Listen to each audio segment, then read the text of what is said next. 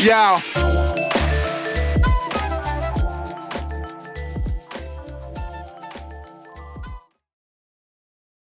Bonjour tout le monde et merci d'être présent pour ce deuxième épisode de la saison 6 de mon podcast Un café avec ton courtier. Je m'appelle Pierre-Alain Saint-Laurent et aujourd'hui, j'ai la chance d'accueillir Audrey-Anne Parent et Mathieu Côté, deux courtiers immobiliers dans les Laurentides chez Royal Lepage.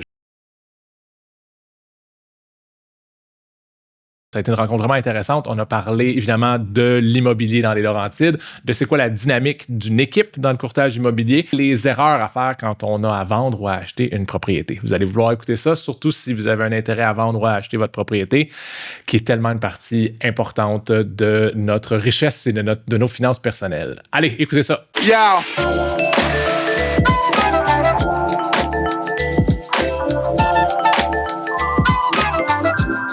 Audrey-Anne Parent et Mathieu Côté, bonjour. Je suis content de vous accueillir à Laval, notre beau studio de chez Limonade. Écoutez, je veux commencer tout de suite, vous poser des questions, mais avant, je pense que c'est important de mettre ça sur la table, qu'on joue ce soir contre Mathieu dans notre ligue de balle molle. Fait que juste préciser qu'en fait, ici, c'est un règlement de compte. C'est ça. Ça va jouer fort. Tu te prépares à perdre, là, déjà? Ouais. On verra. Ça se joue sur le terrain, qu'ils disent. Non, sans blague, Audrey-Anne et Mathieu, merci d'être là. Vous avez choisi de travailler ensemble. Puis, tu sais, vous n'êtes pas une équipe, parce qu'il y a des équipes de courtiers immobiliers, on connaît ça. On peut avoir des biais positifs par rapport à ça ou des biais négatifs, mais vous n'êtes pas une équipe. Vous êtes deux courtiers immobiliers qui avaient décidé de travailler ensemble. Comment ça marche? Comment ça a commencé? Comment vous êtes arrivés ici aujourd'hui? Ben, on peut dire que ça s'est fait naturellement. C'est vraiment le terme qu'on peut dire parce qu'on avait un bureau, dans le fond, ensemble qu'on partageait. Moi, à l'époque, j'étais déjà on peut dire un partenariat plutôt avec un courtier de longue date. Ça faisait 30 ans qu'il faisait ça. Puis dans le fond, moi, j'étais là pour l'appuyer, l'aider parce qu'il y avait de la difficulté au niveau de sa santé. Puis quand il était encore plus mal en point, disons, il fallait que je trouve quelqu'un d'autre, tu sais, pour continuer à prendre le bureau, à avancer les dossiers. Puis Mathieu, j'avais fait une transaction avec lui, puis ça s'était tellement bien passé que c'est même Régent Paquin à l'époque qui m'avait dit, le courtier, qui m'avait dit... peut-être que ça serait une bonne option d'aller avec Mathieu. Puis c'est comme ça qu'on a commencé à avoir un bureau ensemble. Ouais. Mais par la suite, on dirait que naturellement, on a commencé à vouloir travailler ensemble par rapport à la COVID, qui faisait qu'on avait tellement de travail, on était surchargés. C'est qu'on a comme travaillé ensemble, on connaissait nos dossiers. C'est qu'on a commencé naturellement, puis jamais on s'est assis ensemble pour se dire comment qu'on fonctionne, qui fait quoi. On a juste travaillé ensemble, puis depuis ce temps-là, ça fait 5 ans. Oui, déjà 5 ans. Wow. C'est ça fait 5 ans que ça s'est fait naturellement. Fait que même pour vos clients, ils vont pas dire je fais affaire avec Mathieu, je fais affaire avec Audrey-Anne, je fais affaire avec Mathieu Audrey-Anne. Ben, souvent, comment qu'on fonctionne, c'est que, supposons, Audrey-Anne va avoir un contact d'une personne qu'elle connaît, un vendeur.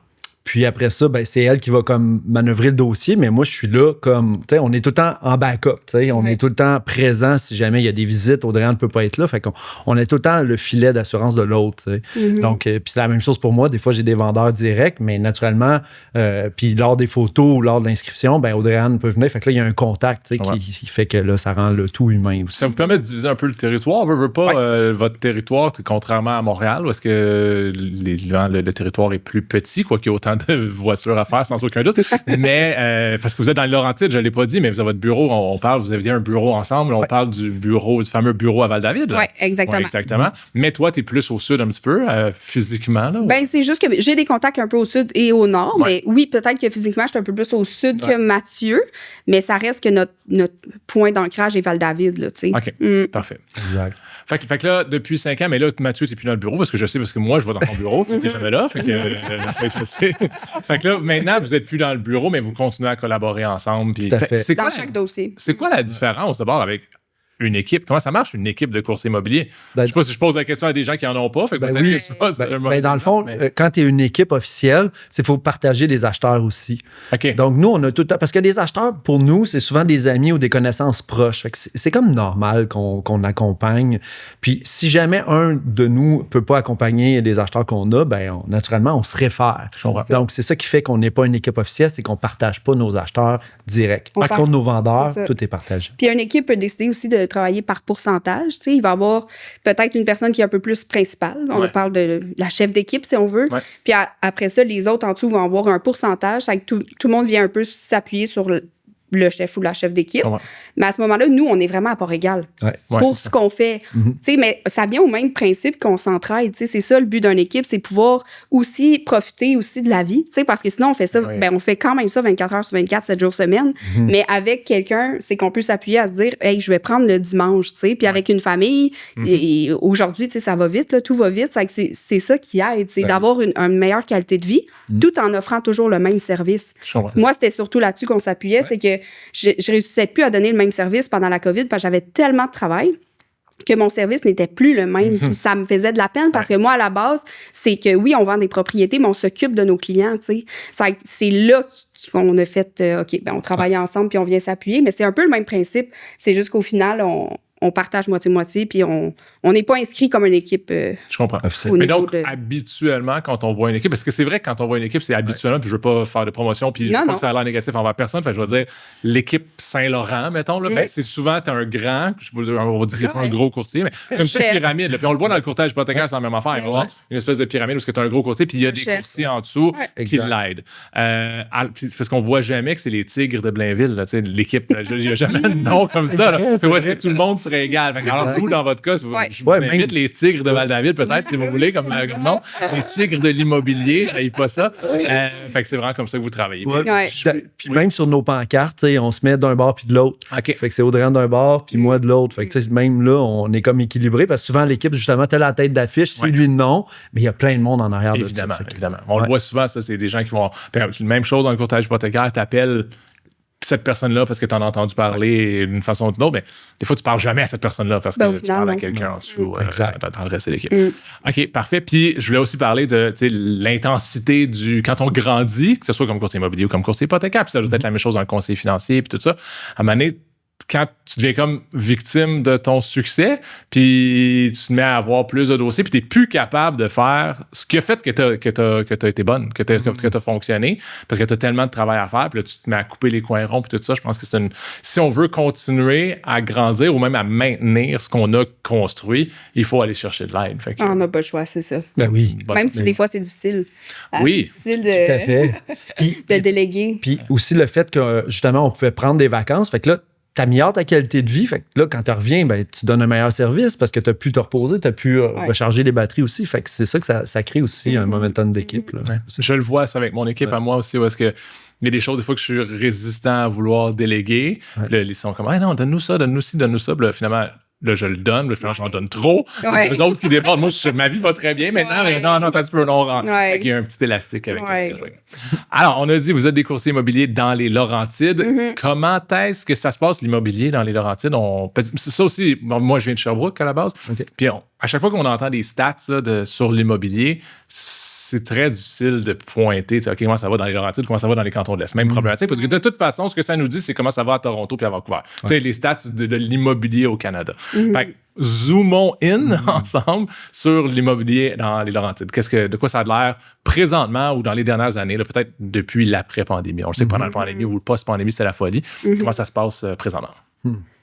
Ben, tu sais, là, présentement, c'est drôle parce que je pense que les contextes politiques, socio-économiques aussi, il y a comme un ralentissement. Parce que, tu sais, l'année dernière, on a eu comme une augmentation d'à peu près 11% de la valeur marchande des maisons. Fait que, tu sais, c'était comme, OK, ça continuait de monter. C'est sûr que la pandémie, je pense, ça a été du 40% à peu près.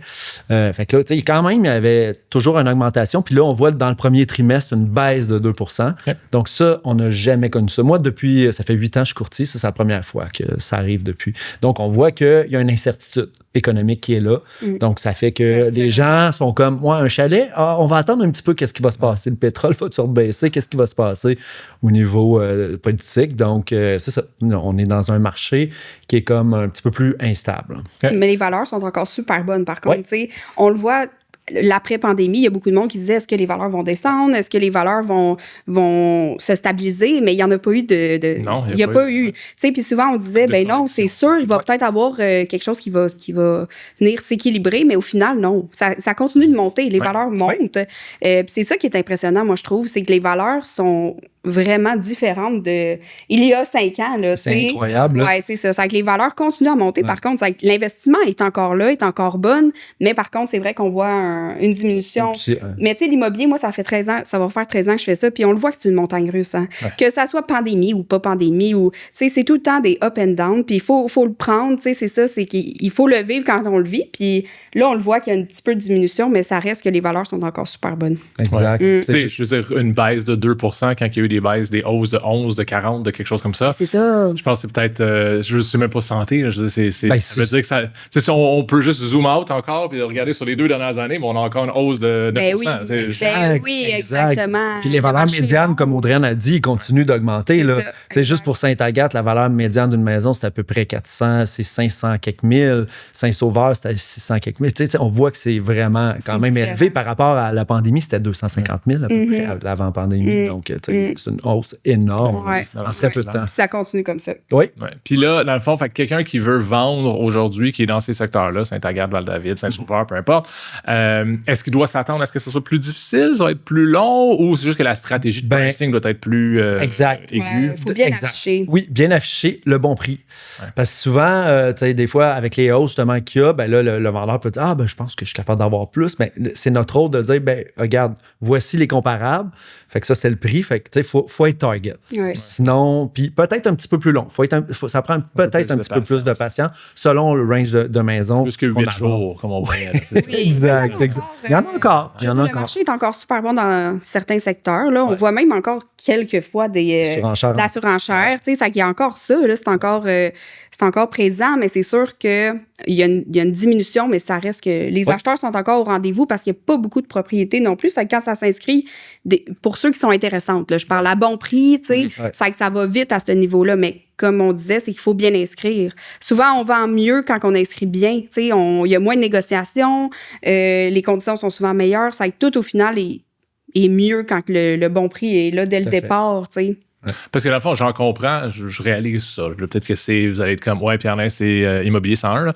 Mais quand on est dans une période où il y a des surenchères de fou, ta stratégie de pricing est comme plus importante. Parce que peu importe, ça va être le marché qui va décider, qui va le faire monter jusqu'au prix qu'elle va valoir. C'est quasiment facile. Ouais, c'est ça. Parce que tu dis, peu importe, le marché va répondre pour nous. C'est le marché qui travaille pour nous. Mais tu sais, il y a un travail à faire. Mais c'est juste que, pour vrai, en pandémie, ce qui arrivait, c'est qu'on mettait un prix, mais tu disais, on va voir où ça va nous mener. Dans le fond, c'était le résultat. Là, il faut être un peu plus stratégique peut-être au niveau de l'inscription, mais ça a tout le temps été un peu ça, notre ordre pour nous quand même. Mais ça reste qu'il faut être un peu plus stratégique là, maintenant. Il y avait des courtiers immobiliers à Montréal à un moment donné qui mettaient eux autres leur prix. Puis je ne sais pas si je vais le dire comme il faut, mais je pense que c'était tout le temps 888. Mettons, c'était 400 000 et 888. Je pense que pour eux autres, ça leur permettait de retrouver leur transaction facilement. C'était 888, c'est sûr que c'était eux. Mais évidemment, ça finissait jamais à ce montant-là. Il n'y a personne qui offrait ce montant-là. C'est bon, par exemple. C'est bon, c'est intéressant. Bonne idée. OK, fait un petit peu plus long. Mais en théorie, ça veut dire qu'il y a plus d'offres. Un petit peu. Là, on a parlé du vendeur, présentement, qui doit être un petit peu plus patient. Mais l'acheteur, ça veut dire qu'il y a plus de ça dépend pour les braquettes de prix. C'est ça. Parce que là, tu sais, tout ce qui est en bas de 500 000, là, il y a beaucoup d'acheteurs pour ce genre de propriété-là. Donc, il y a moins d'inventaire. Par contre, si on monte en haut de 600, 700, plus on monte, plus l'inventaire est nombreux. OK. Puis là, est-ce que les acheteurs, je sais que vous faites plus de vendeurs que d'acheteurs, mais vous les voyez, les acheteurs, quand ils achètent une maison qui est vendue, on s'entend? C'est-tu encore beaucoup des gens de Montréal qui viennent acheter des chalets ou il y a beaucoup de familles qui s'installent à Saint-Saul, à Sainte-Agathe? Il y a encore beaucoup de monde de la ville. Hein? Beaucoup. On le voit, ça. Ouais. C'est souvent chalet, mais / transition télétravail pour un projet de retraite ou venir établir sa famille. Fait que ça, on le voit énormément. Ouais. Naturellement, on voit des locaux aussi qui vendent leur maison puis veulent se repositionner. Ouais. Ça, on le voit aussi, mais principalement ville. Beaucoup de gens vieillissants. Depuis 2 ans, là, je te dirais que c'est sûr qu'en étant un jeune courtier, tu travailles beaucoup avec des personnes plus jeunes, parce que c'est ça tes contacts. Mais je trouve que depuis 2 ans, moi, je vois beaucoup plus de personnes qui s'en vont vers le RPA, puis on travaille beaucoup plus avec ça. Puis, est-ce que c'est parce que tu vieillis? Ben, je vieillis. Toi aussi, le RPA, il est choisi. Dans ma tête, j'ai 16 ans encore. Mais non, c'est ça. Ça se peut que ce soit ça aussi, mais c'est juste que je pense que la population est vieillissante, c'est qu'on commence à voir ça, qu'on s'en va un peu plus vers là. Je pense que dans les prochaines années, on risque d'en voir de plus en plus aussi.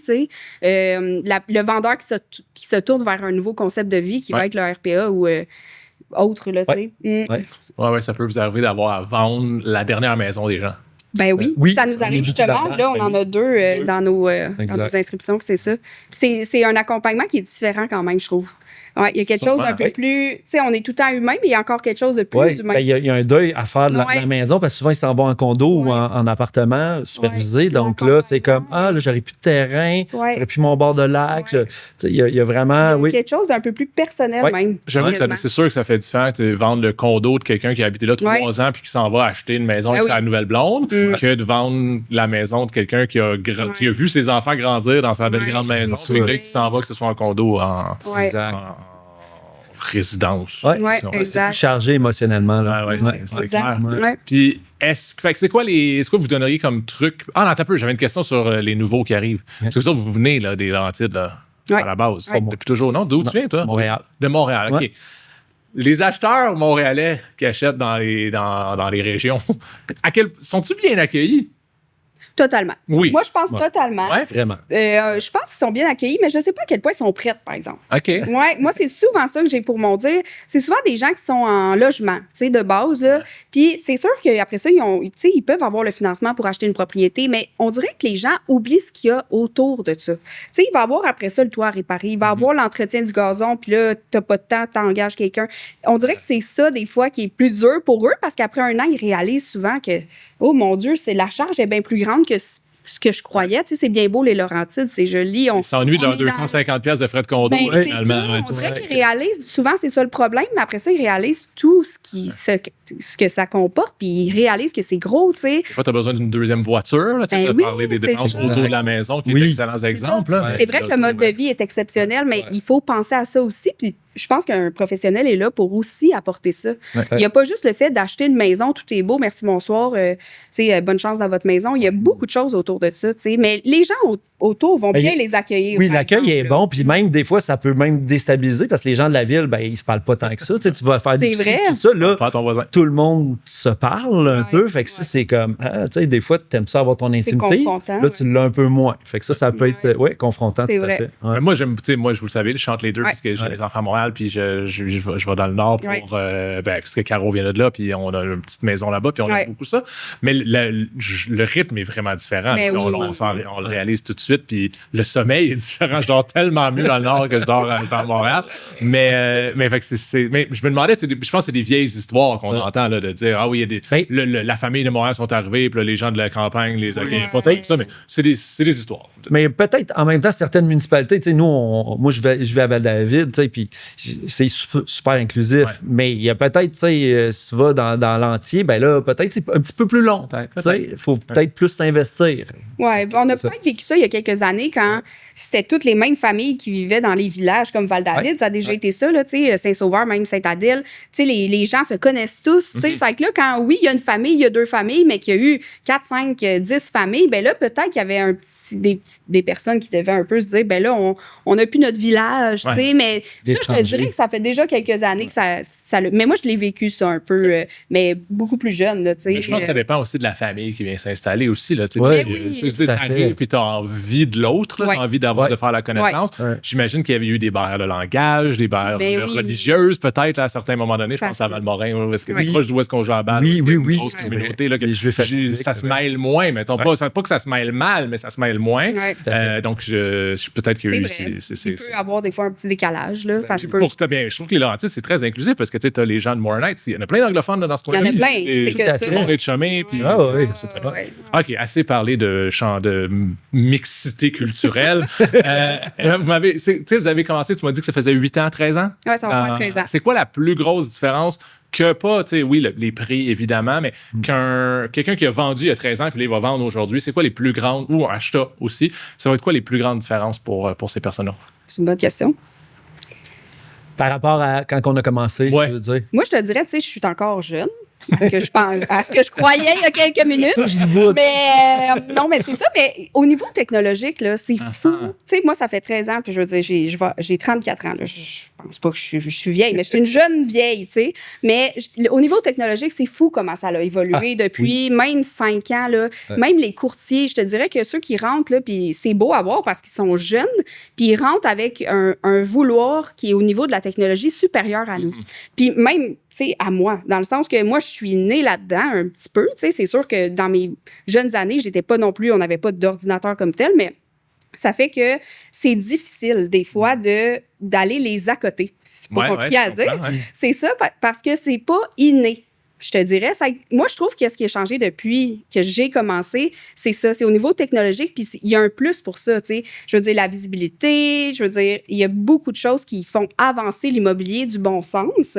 Mais il y a aussi peut-être un petit côté un petit peu plus superficiel, qui n'est pas négatif en soi, mais qui fait partie maintenant un peu de l'immobilier, puis qu'il faut qu'on est confronté un peu, tu sais, avec les années. Je trouve que c'est ça, pour moi, qui a le plus évolué, parce que vendre une maison va toujours rester les mêmes procédés. C'est sûr, au niveau légal aussi, avec il y a de la documentation qui est beaucoup plus impressionnante aussi, là, tu sais, il y a tout ça. Il y a tout ça. Ben, je pense qu'avec l'intelligence artificielle aussi qui rentre, les acheteurs et vendeurs sont plus informés qu'auparavant. Totalement. Donc, ils ont plus de connaissances qu'avant. Donc, c'est à nous aussi, comme courtier, d'être up-to-date là-dessus. C'est sûr. Totalement. Donc, ça demande un peu plus. Puis, comme tu disais aussi, avant, écoute, on avait des dossiers papier. Là, c'est complètement disparu. Fait que ça aussi, ça a été une transition post-pandémie, là, finalement. Fait que, quand même, des changements. Mais vous autres, vous vous déplacez encore. Moi, c'est très rare que je rencontre un client en vrai.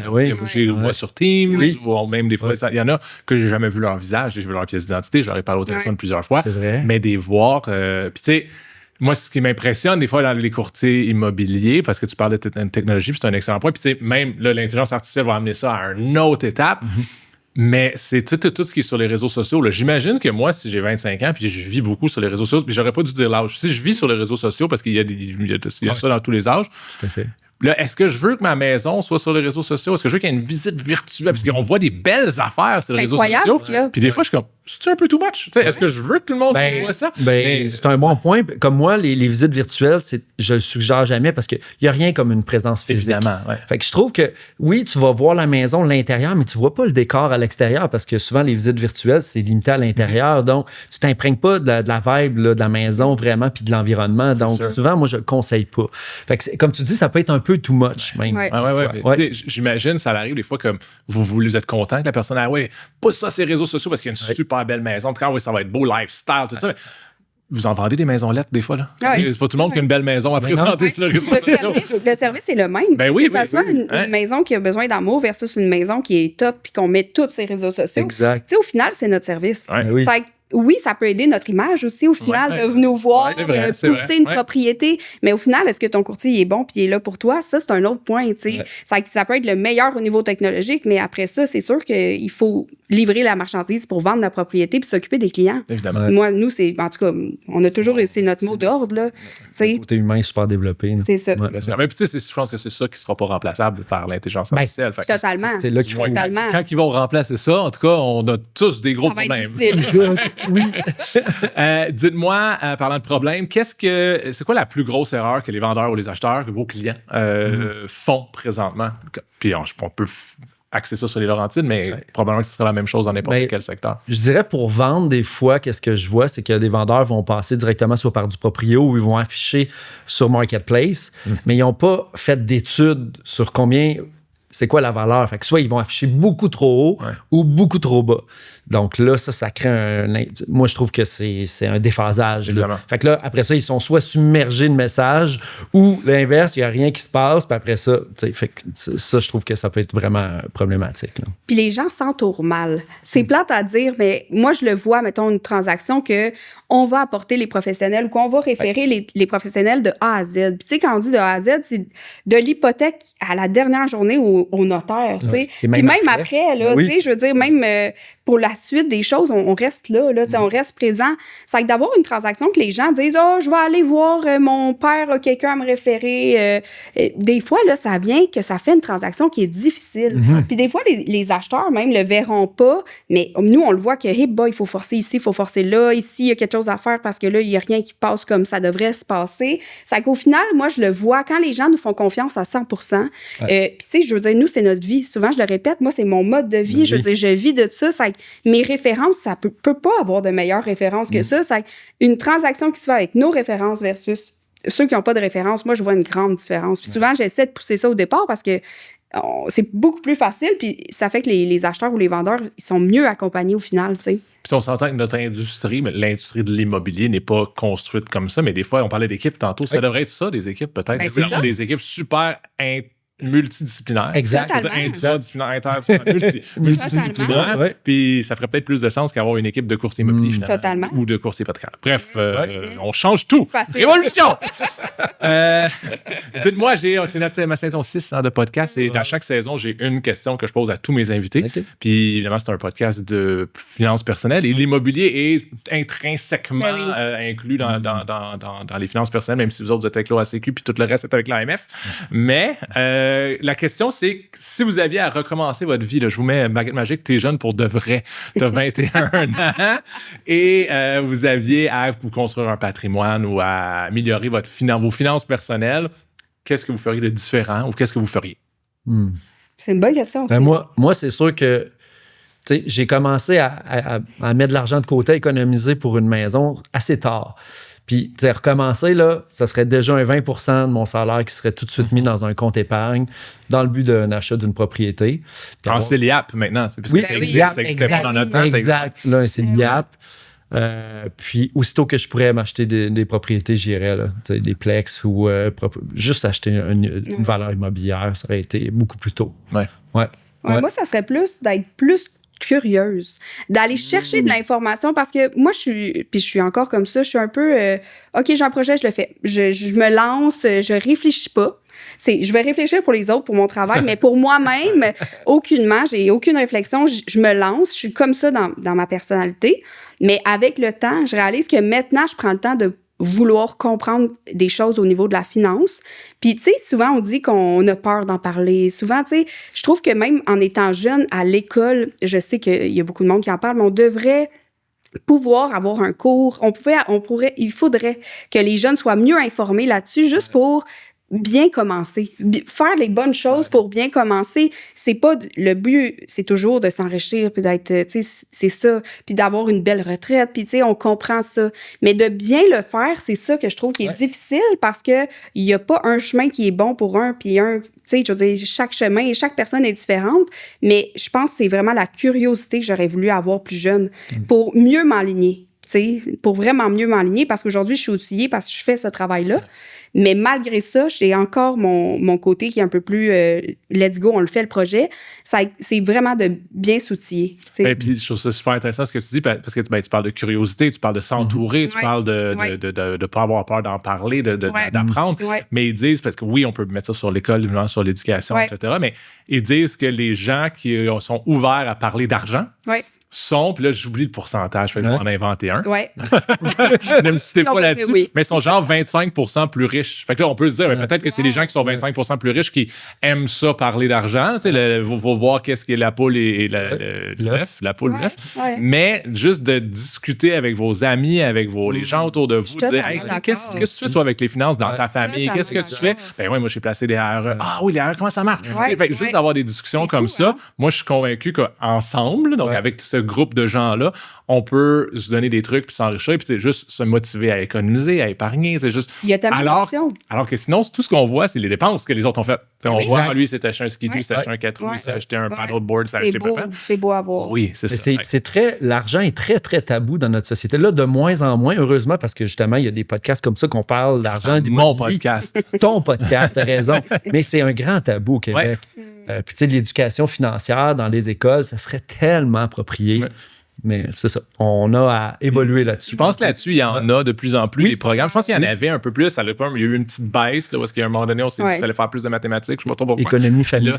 On peut faire des boxeurs. Mais je pense qu'il y a, on entend là, des programmes ici et là, mais c'est pas encore partout et sûrement pas aussi bien fait partout. Si t'es pas ouvert, comme tu dis, puis t'es dans ton cours, sûrement que tu sais, je veux dire, tu vas pas prendre tous les conseils, mais... C'est pas parce que j'ai appris à faire des boxeurs que je suis capable de faire des boxeurs. Ben non, c'est ça, exactement. Mais d'en parler, c'est vrai que ça peut être une vraie bonne idée, tu sais, avec les gens que t'aimes puis que tu connais, comme toi.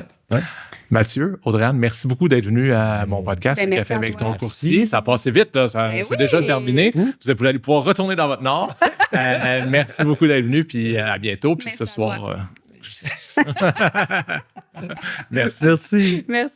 Merci beaucoup à Audrey-Anne et à Mathieu. Merci pour ces conseils précieux. Si vous avez des commentaires, vous pouvez m'écrire à pierre-alain à commercial Saint-Lô-Hypothèque avec un S.com et à bientôt tout le monde. Merci à tous d'avoir écouté cet épisode. Merci infiniment à mes invités ainsi qu'à mes commanditaires. Je vous rappelle que vous pouvez retrouver cet épisode et tous les autres en audio sur Spotify, Apple Podcasts et Google Podcasts et en vidéo sur YouTube en cherchant un café avec ton courtier. Si vous voulez communiquer avec moi ou avez des commentaires, n'hésitez pas à me les transmettre sur LinkedIn, Instagram ou Facebook. On se retrouve pour notre prochaine dose de caféine avec ton courtier.